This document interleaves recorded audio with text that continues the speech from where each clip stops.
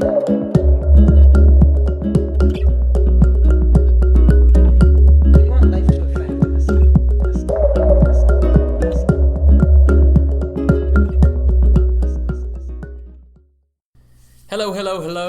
Welcome back to the Parrot cast. We are in a different setting today, John. We are in the Home Soulite studios. So we've got a studio set up rather, and we're just kind of hanging out, riffing, and basically squawking at you, usually. But we'd like to bring up a particular topic that we've really wanted to, I guess, talk about for the last hour or two. Well, I've wanted to talk about it maybe for a while longer, but yeah, I pretty much told Chad like a while ago, not long ago. No, just kidding with you guys. We've talked about it a little bit, but John's obviously been a little more passionate about this than myself. But it's going to be an interesting podcast. We actually are going to do a series of these just to kind of premise what we're going to be doing for the future. We're going to do a series of podcasts that talks about different ideologies and basically expand on what we think about these ideologies and how they either affect ourselves or how they affect like modern cultures. So today's topic is actually social and classical liberalism, but to talk more about kind of what those two things are and how they pertain to John and I, the first thing we're going to probably do, or not probably, what we will do, is explain where we fall on these two ideologies, or I guess really it's one ideology, but how we feel about them, what we actually use in our daily lives, and how it kind of pertains to us socially as well as physically. And then after that, we'll probably expand a little bit more how it is involved in the governments that we come from. So, John, would you like to introduce classical and social liberalism for us? Yeah. All right. So, I've chosen the social and the classical for myself because, I guess the way to look at it is, liberalism is the ideology or is the political ideology, and then you can break it down from there. So, like liberalism can be broken down into many subsections after that. But I think the two probably key sections or the two key parts of liberalism I want to look at are social liberalism and classical liberalism. And why I want to look at those two parts is because I feel like something in the middle of those two things is like where I'm at with my politics at the moment. Right. And it's a fairly new thing, I think, for me. Like, I wouldn't say that I've really developed a real strong sense of being in this place or like I've been here for very long, but that is pretty much where I feel like I am at the moment. So, I just want to get into it by kind of establishing like what is classical and what is social liberalism. So I think that's the first thing that we're going to do is just have a quick look at that. So we're going to try and give you some like just quick definitions. Certainly. So I guess, we'll start off with the classical liberalism. So the key to classical liberalism is the idea of civil liberties and political freedom with representative democracy under the rule of law and emphasizes economic freedoms founded in economic liberalism. Okay, so I guess what that means is basically it's like the individual first is really what it's about. Certainly. It believes, like classical liberals believe in democracy, but they believe in sort of the individual first. Right. And then if you go to like social liberalism, which is another branch of liberalism, it's more about there's a level or like basically to be truly free as an individual, it requires a level of social justice. Now that's obviously quite a contentious term. Certainly. And it's actually generally in my world, a derogative term that I don't actually really want to be associated with. But I feel like social liberalism, I guess, has been a little bit hijacked there. Right. And I think a key part there is like, if you think of basically social liberalism saying we agree with classical liberalism, but there also is a role for government. Right. and that, or I mean, in theory, classical liberalism believes in a role for government too, but it's a very limited role. Right. So if you have a look at what is basically the role of government for a classical liberal, there's sort of like roughly say 5 points that are agreed upon. So say a decentralized federal government that protects individual rights and promotes a free market, a common national defense. So, basically, essentially, the government looks after the military. A constitutional government that guarantees and protects individual rights. Right. Laws, or like essentially like law courts, generally run by common law.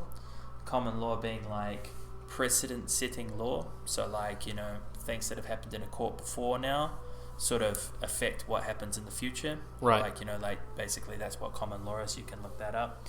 And then the last part is federal public works. So the idea of like there being specific like works that, sorry, it just got a bit crazy, a bit noisy, like we're in a totally different place. Yeah. So it sounds like someone's running water. You may or may not be able to hear it on the podcast, but it kind of destroyed John's train of thought. A little bit there. Like, we're in like this deep cavern thing. And it's very, very quiet, and there's like no scooters and shit. And then all of a sudden, something like turned up. Maybe it's the air conditioning, or I think someone's just running a bit of water, probably having a shower. I think people live above us in this studio.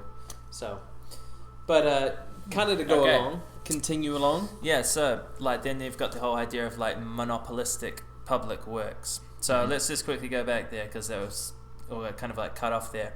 So you have a decentralized like federal government. You have the government in charge of defense. You have a constitutional government or a constitutional monarchy, constitutional republic, whatever. And then you have law courts that are set by precedent, like past precedent. And then you have monopolistic public works. That's pretty much the 5 things that government can do for a classical liberal. Right. And then outside of that, it's pretty much, like, go fuck yourself. Right. Like, go Cut be it an off. individual, go fucking achieve whatever, And I think that that's just a little bit too harsh, really, for me. So that's why classical liberalism is interesting. It's very, like, neat and precise. Right. And very, like, you can kind It's of more of a grab science it and be almost. like, you can really grab that idea and be like, yeah, okay, so there's only, X, Y, and Z that the government does. Everything else is just up to the individual. Let's go get it done. But social liberalism then basically essentially says that all of that is cool, but then we expand upon it by having like a level of social justice. So in the sense that you need society to actually be basically, you can't just leave society up to its own with those 5 principles. You actually need the government to be involved too. And so that's kind of like where you get like a little bit of it gets a little bit interesting from there, because it's like then like social liberalism is a lot more wishy-washy or a lot grayer. It's like, well, how much government involvement do you then have on top of that? Right. That's sort of like where I'm at, or where I'm trying to think, because I feel like I'm somewhere in between a classical liberal and a social liberal, and I'm thinking of myself as like a Soulite, like a social liberal light, I think. So what I guess I would propose would be like pretty much the government to focus on education, health, and welfare, like on top of those 5 rights that we just talked about. Right. And so what I mean is like having like, say, essentially everybody has access to public education, everyone has access to public health, and everyone has access to a minimal but universal like welfare system and pension or superannuation. Right. And I kind of feel like if you attach those 3 public goods on top of classical liberalism, you're getting to you're sort of starting to, you're basically a social light liberal. Right. If you know what I mean. Right. I think probably where I fall more, I think I'm probably more of a classical liberal than you might actually be. Because obviously coming from the United States, our healthcare system, there is Obamacare, but if you've watched the news at all, there's talk of it possibly becoming repealed. But for the last 8 years, or the 8 years before now, we basically had a completely independent government, unregulated. Well, it was regulated, but there was no kind of government expenditure put into healthcare in the United States. So it breeds bad things in a system like that and good things. So for one standpoint, or from one view, is if your healthcare system is privatized, there's more incentive for privatized healthcare firms to do more exploratory research on diseases and things like that, because profits can be made, money can be made on something like that. Whereas if you think about it on the flip side, isn't that kind of gross or kind of disgusting that people's health is kind of being being profitized upon? So I think something that is as nuanced as healthcare, I do think that it should be it should be socialized to an extent, but it should also be privatized as well. So, which is kind of what we have in the United States currently. Well, at least for the time being. Who knows what's going to happen in the next 4 years? Well, what I would say there is, like, when I talk about like those 5 sort of tenets of classical liberalism, and then adding 3 more, like education, health, and welfare, it wouldn't be an and or. So like I wouldn't say that education should just be, I wouldn't put them as like government monopolies.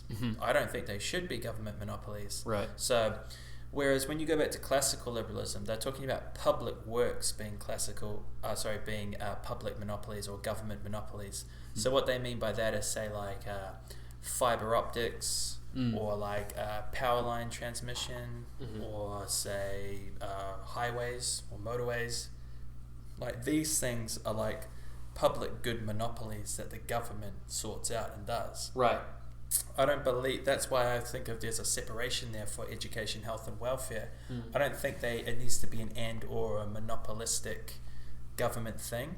So I think what you have though is like bedrock government. So you have like essentially free public education as your bedrock, and if you want to go private on top of that, then you can. It can be done. You have like free public health, and then if you want to go private on top of that, then you can.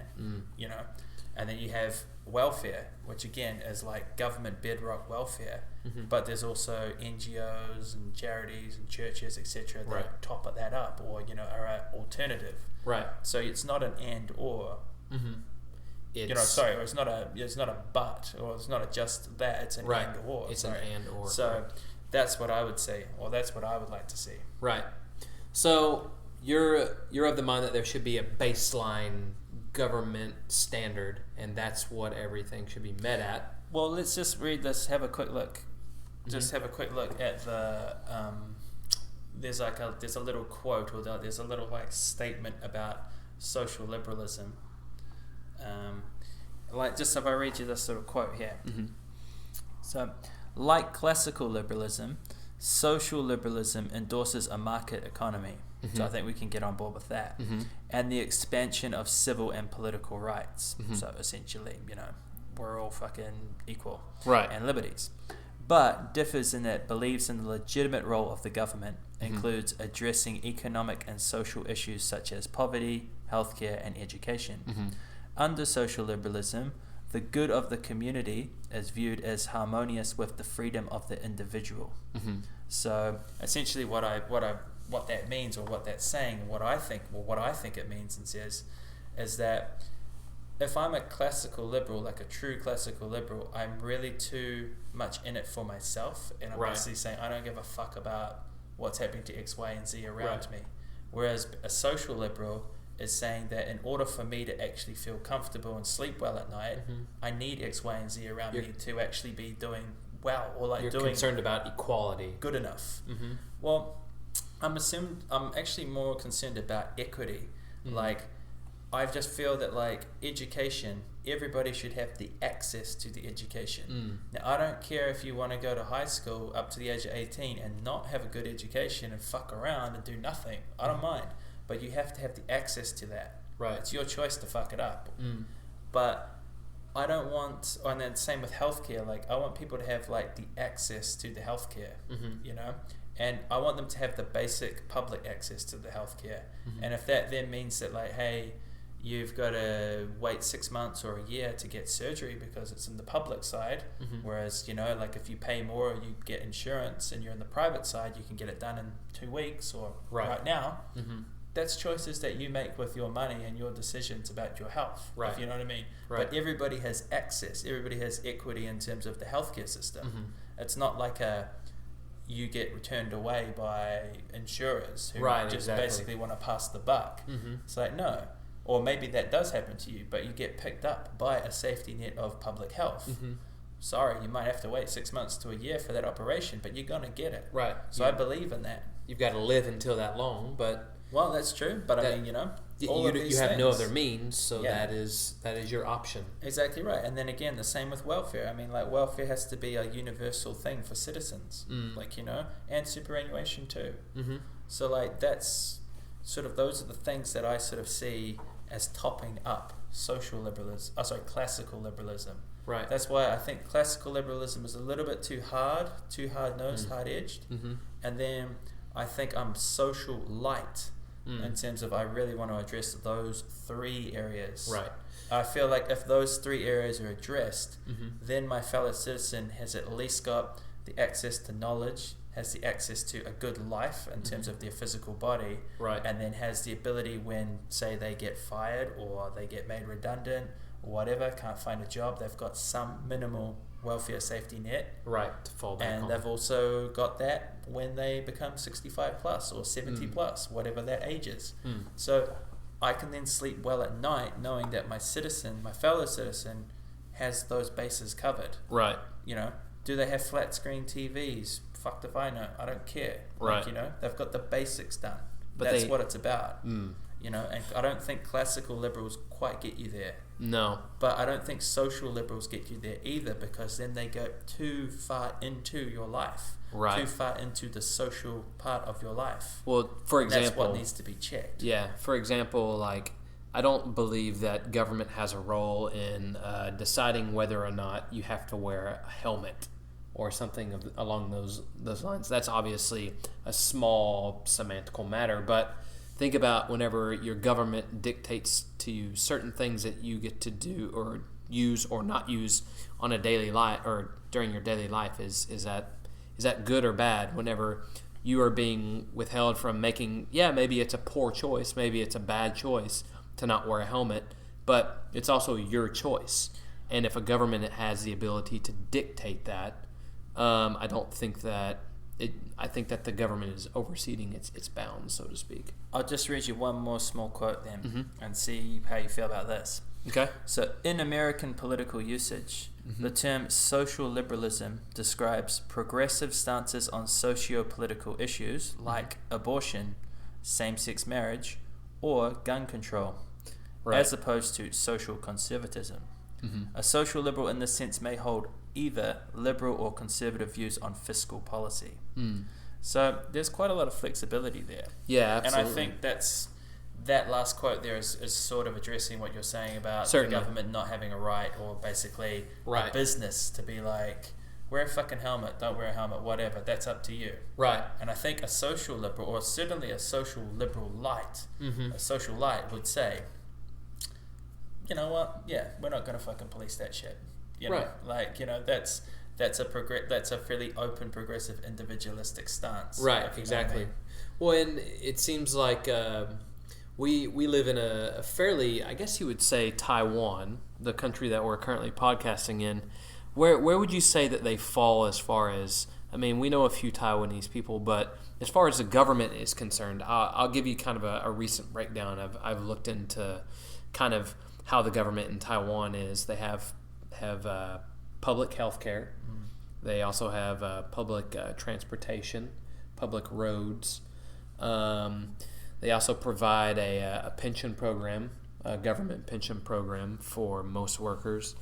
I'm sorry, all workers, all labor. Let's see. They basically fall within the bounds of all things social liberalism offers, but then they're almost a social liberalism plus, because they also dictate fines and whatnot for controlling speech, also controlling things such as helmets and bicycle procedures. Like there's lots of small red tape that it seems like the government gets involved in here, which seems like it's just quite I would say it's nickety, it's not the way you want it to be. I would say they're sort of like social liberal plus, in a way. Like they're probably a little bit too much involved in the individual's life. Yeah, certainly. But in the scheme of the world, doing a pretty good job. I think. I think you're right. But, absolutely. Fiscally, pretty conservative, or has pretty low tax rates. Yeah, certainly. Doesn't really offer a lot in terms of the welfare state. Right. It could probably improve, or personally, yeah. If we're going back to that kind of theory of like, I need other people in society to be basically looked after to sleep well at night. I kind of feel like maybe they could do a little bit more there. Certainly. But they don't really do a lot there because they ask people to work in any way, shape or form, right, in order to access some kind of welfare benefit. Right, exactly. And if you can't do it, then you're on the street, so to speak. So I feel like that's a bit of a letdown, but I think healthcare is certainly pretty decent. Like that whole idea of a public health access issue, not a problem. And then you can go private on top of that, which is the exact model that I just can't see how that's not sensible or done in America, for example. But it kind of is. And then the education, I think the education here is pretty public, which I really quite like. Like it's almost exclusively public, which is great, until you get to the university level where it can go public-private. Which again, though, is quite interesting because the public universities are generally considered better than the private universities. Yes. Like they're very well funded, and it's almost like you go private and you pay more because you didn't actually do that good a job at school, so it's kind of like a second chance, that you have to fork out for. So I kind of actually like that. Yeah, it's kind of nice that all of the government funding is pumped into the public schools, and private schools are maybe almost a second chance saloon for you, and it's kind of like, I like that quite a bit. But so I feel like in terms of education and health, pretty on point. Welfare, I can just see it in my life. Like maybe that's a bit questionable, right? And then certainly like cutting into life about small issues, probably too much. Well, there is a welfare system for foreigners. I don't know if you're aware of it, John, but it's only required for permanent residents. So, or not required, but it's only available to permanent residents. Like if you're kind of transient and you're only here for a year or two, they don't make it available to you. But if you are a permanent resident holder or status holder, you have the ability to pay into a pension 6% out of your income, and your company is obligated to pay 6%. Okay. So it does exist, but it's still not quite, as you said, along the level of someone might be actually physically disabled. Yeah. Or mentally disabled. You pay 6% and your employer pays 6%. That's nice, and I'm happy for you, and I'm happy for that to happen. But that's not the sort of thing that makes me sleep well at night. It's like how you look after the bottom rungs of people who are just not actually even getting jobs. Right. And I think that's where Taiwan has a little bit of an issue. Certainly. Essentially, instead of sort of upskilling these people, or sort of just recognizing that there might be a 5% of society that's just not really up for the fight, they kind of punish them and put them into pretty menial, go out and get it kind of shitty kind of jobs. Right, it's exactly. kind of like selling gum on the street and stuff like that. That stuff's not really it's not really useful for me, and it's not useful for them. Right. And it doesn't make me feel good. Well, in a sense, it almost feels like it's sort of demeaning to them in a way. You know what I mean? It is, yeah. You're almost putting them into a caste system, sort of. You know what I mean? Yeah. So, and I don't think that anyone would want to be in that situation. Yeah. So I don't think anybody has a magic bullet though. So just to No. be clear for anybody who's listening that's not actually in Taiwan, I mean, we're literally not like wading through the streets and there's, 10, 15 homeless guys on every corner. It's not at nothing all. like that. Like No. the level of homelessness here is actually very good. Yeah, for, it's very, very like, low. Worldwide, Right. it's very good. Compared to New Zealand, maybe it's a bit higher than New Zealand. Not to be arrogant, but that's reality. But we still don't have it down either. Like back where I come from, it's still like I don't know. It's one of those contentious things to say, but like, is there maybe some sort of percentage of the pool of citizenry that just isn't up for the fight, basically, for working? Basically a full-time job. I think if you were honest with yourself, you would have to say yes. And then it becomes like, okay, well, making those people continuously go to like job interviews or continuously work in like small transient, just basically industries or jobs that are kind of exploitative or whatever, temporary.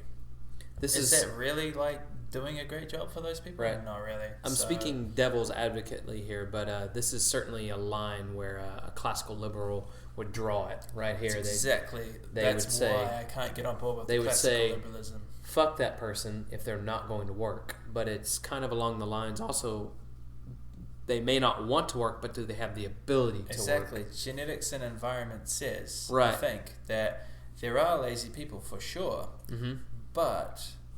and there are just deviant people, if you know what I mean, or like people that want to rip shit off. Like, exactly. Sure.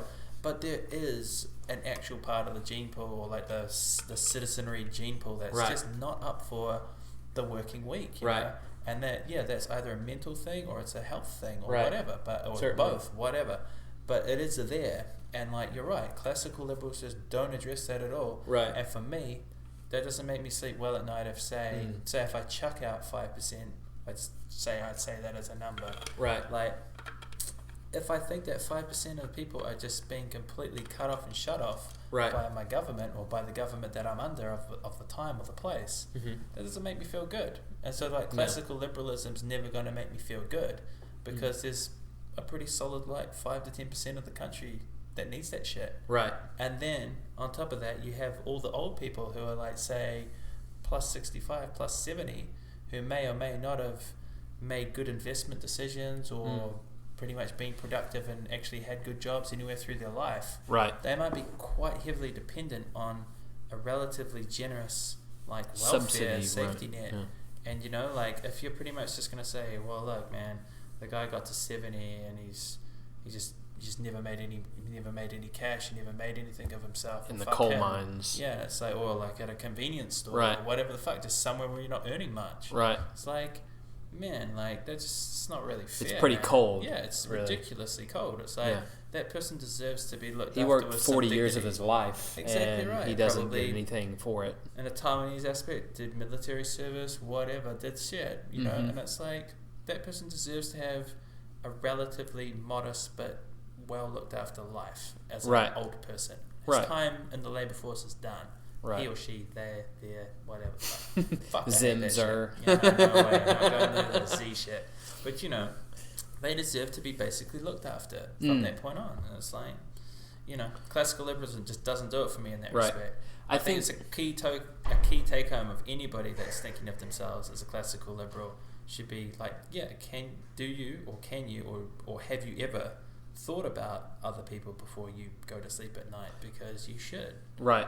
Because your own individual happiness is actually dependent on other people being happy. I think one of the things, at least to kind of supplement what you're saying about people that might fall under a classical liberal umbrella, is they probably get bogged down in the anecdotal type examples of people that are freeloading off of the system.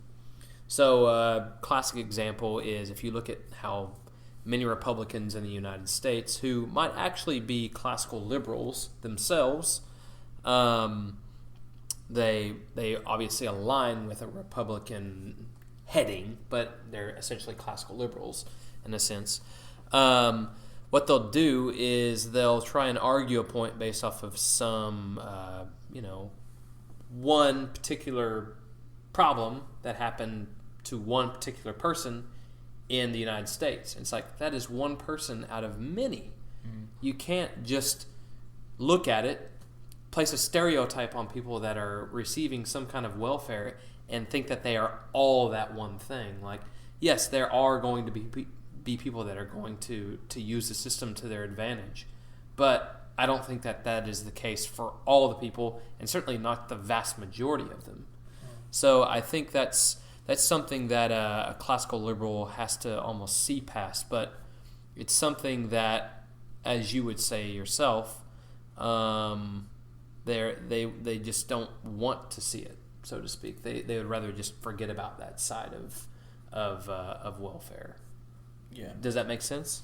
Yeah, I just think they don't really see outside of. They're not seeing to the group level. Like they basically believe in themselves, and they believe in, say, their family. So it's like themselves and kin, possibly friends. I'm not exactly sure how far that goes for a classical liberal.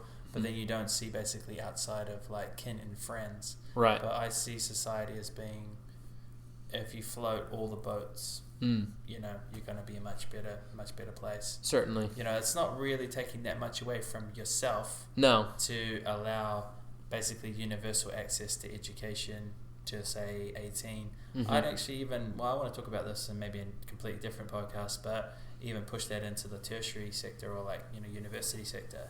But if you have essentially free public education to 18, which you can then opt to go private on top of if you want, if you have free healthcare, which you can then opt to go private on top of, if you have welfare, universal welfare and universal pensions / superannuation, which can be topped up by your business, by charity, by non-government organizations.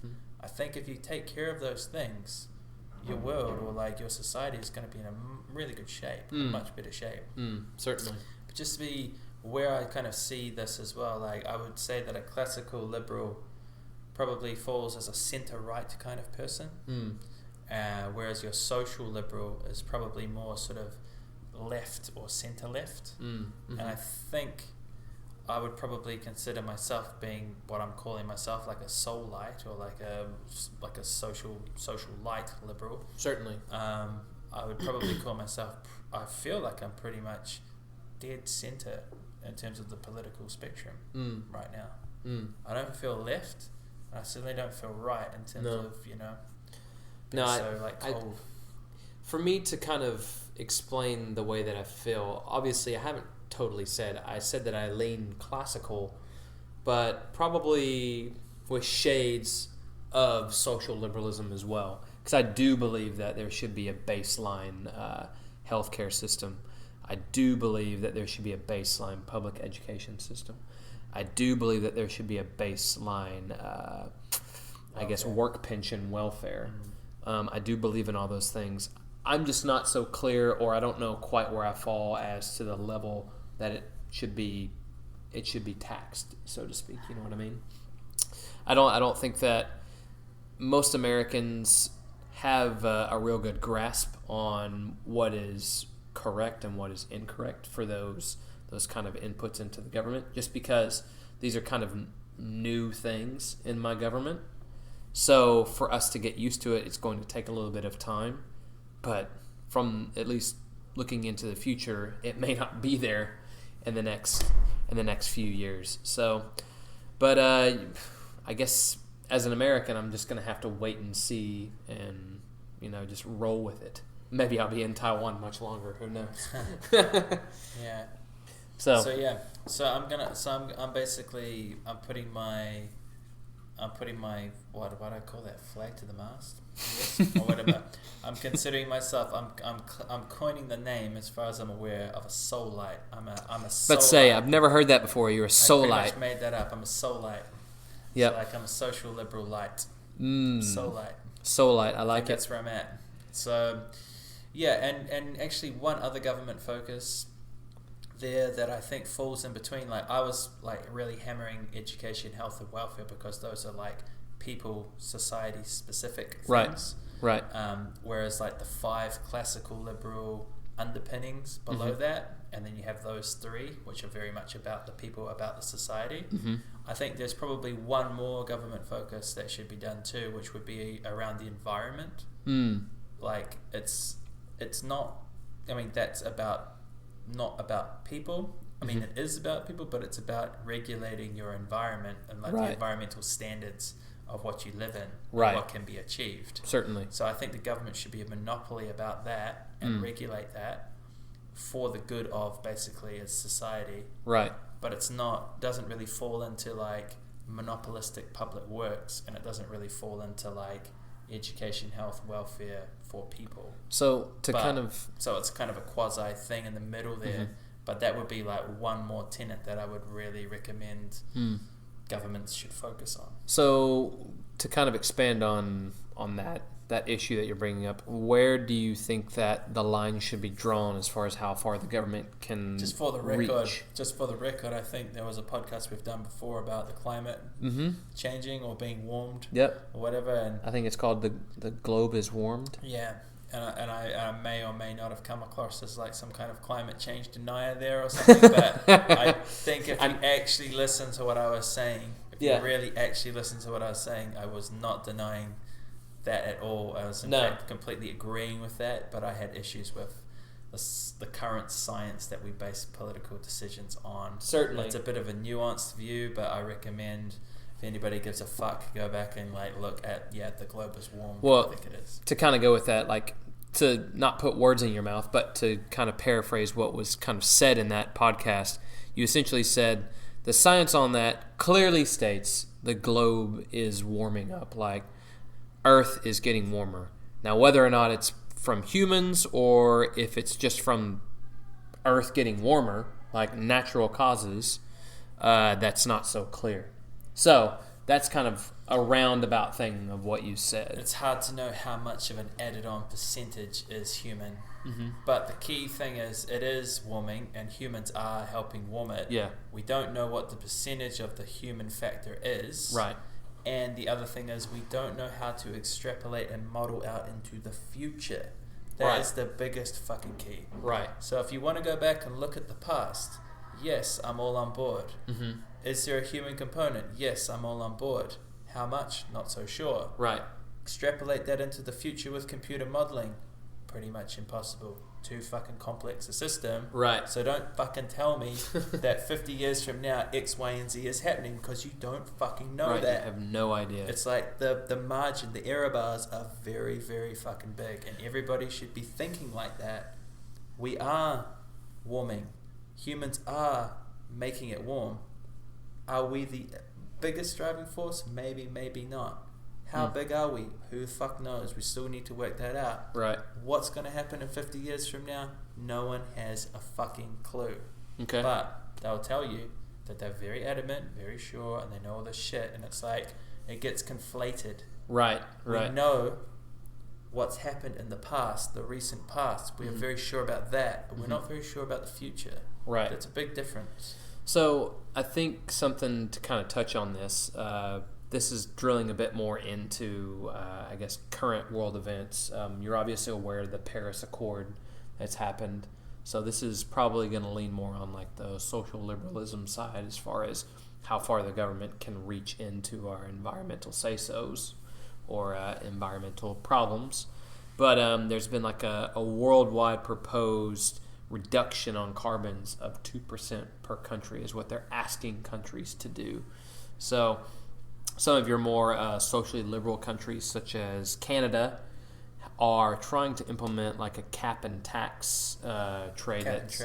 Cap and trade on carbon that can be used. I believe Justin Trudeau, if he hasn't passed, is trying to get it passed through the Parliament within the next few months. So I think it's actually, and I'm trying to figure out or trying to remember which country they passed one. It might actually be France. It might be France where it's 4% reduction. So currently, based off of the Paris Accord, they asked for countries to reduce their carbon emissions by 2%. New Zealand has a carbon trading system ourselves. We have a carbon trading scheme. We call it the ETS, which is the carbon trading scheme, which is a cap and trade. Right. But we exclude agriculture from that, which is ridiculous because, I mean... They're probably the biggest contributors, aren't they? Well, I mean, all of our exports are as agriculture. So none of our agriculture is subjected to the emissions trading scheme.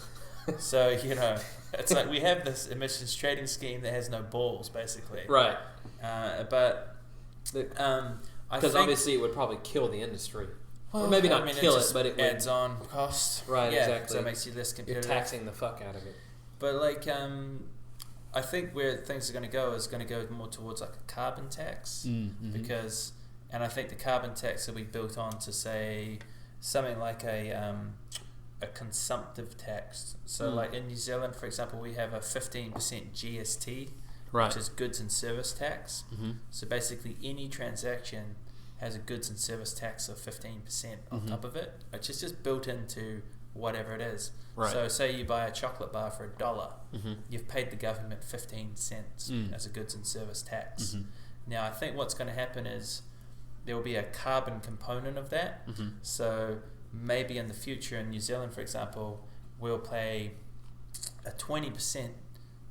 So you buy that chocolate bar for $1 and 20 cents goes to the government, but 15% goes to the government as a general consumption tax and 5% goes to the government as a ring-fenced carbon tax. And that way it's got money to put into research and development. It's got money to reward or, you know, incentivize industries to go down the R&D research or R&D path to do less carbon, etc. It's got the ability to pay an international organization for the damage it does as a country. So I feel like that's where it's going to go, as opposed to emissions trading, which is what we've already been doing for maybe 7 or 8 years now, because that gets rorted by the fact that some places basically have a huge glut of extra carbon credits, and it's all based on like historical production targets versus where they are now. So you've got a lot of Eastern European countries that have excess capacity because their manufacturing is shot from where it was when you put the marker in. And so all of a sudden they've got all of these carbon credits to sell or to trade for your badness, if you know what I mean, your carbon badness. So it's like, the fuck, so what? You end up paying like Belarus or Estonia or Latvia or somewhere, or Russia or whatever, like, fuck it, you pay them money and they give you carbon credits. Like, come on, like, that's getting a bit like, that's totally there to be rorted. If you know what I mean? Like, that's just another investment vehicle for Wall Street types to get in there and some cronyism. Fuck up, Absolutely. So something to kind of pull the United States into this, because obviously you're talking about your home country of New Zealand. The United States has started implementing cap and trade taxes. It's only in certain states because states have the ability to dictate certain taxes that are placed upon its citizens. California has a cap and trade policy that I believe got passed in this most recent election. So, and I think they're at a 2% reduction, or that's what they're trying to accomplish within, I think it's within the next 15 to 20 years, they want to reduce emissions by 2%. So that does exist. Is it going to be implemented at a statewide level for all states? The state that I'm from would say, fuck no. There's no way we're doing that, because that would absolutely kill the oil industry, or the oil and gas industry, which is kind of the bread and butter of Texas, so to speak. That, and also cattle, which is obviously a pretty big marker there as well. But I always find that interesting, because like with cattle and a lot of actual like livestock or like agricultural issues, you're actually talking about gases that are not carbon. Talking about like methane and other, you know, but you know, it all seems to get simplified. And again, it certainly does. We touched upon that, I think, in that podcast about the globe as warming. It's like, why are these key targets so focused just on carbon, etc.? It's like, there's many fucking things in the atmosphere, or there's many pollutants in the atmosphere, but we're not cap and trading X, Y, and Z. Why are we only focused on carbon? It's like, come on. I'm actually being a little bit facetious there because I kind of do know why, but at the same time, there are other fucking gases out there that certainly kind of get a free ride, if you know what I mean. Right. So certainly. When you do bring in something like cattle, is it really a carbon issue or is it a methane issue? And if it's a methane issue, does that mean it's like outside of the fucking the process or whatever? I mean, it just seems crazy to me. Yeah, I've seen a little bit of bending in like Republican/conservative viewpoints in the United States to where they think that okay, maybe it's not so much carbon. We're not ready to concede carbon to the liberal, the progressive left. We're not ready to concede carbon credits and carbon taxing yet, but we will concede the idea of we need to reduce particulate matter in the atmosphere. But at the end of the day, is that going to be good enough? I don't really know. So you have to think about what you're breathing in, though, and particulate matter is something that we obviously deal with on a daily basis. But obviously, us living in Taipei, you get quite a bit of smog and like particulate matter in the air. It probably does need to be reduced just because Schmaug. Yeah, living up there in Yangmingshan. Yep, absolutely. Dirty dragon comes out at night, blows shit around the place. Horrible fucker. So I that's obviously not quite where my viewpoint stands, but I'm just playing devil's advocate here, like saying that people are starting to come around on the right on this issue in the United States, but they still want to drive their big ass Dodges and eat their burgers that were grown on 20 million head cattle ranches and expect not to get anything taxed on them. So that is really just a viewpoint that is just going to have to take time for it to change. Well, so we morphed a little bit away from liberalism there. Yeah, absolutely. Let's close it up a little bit, I think. Yeah.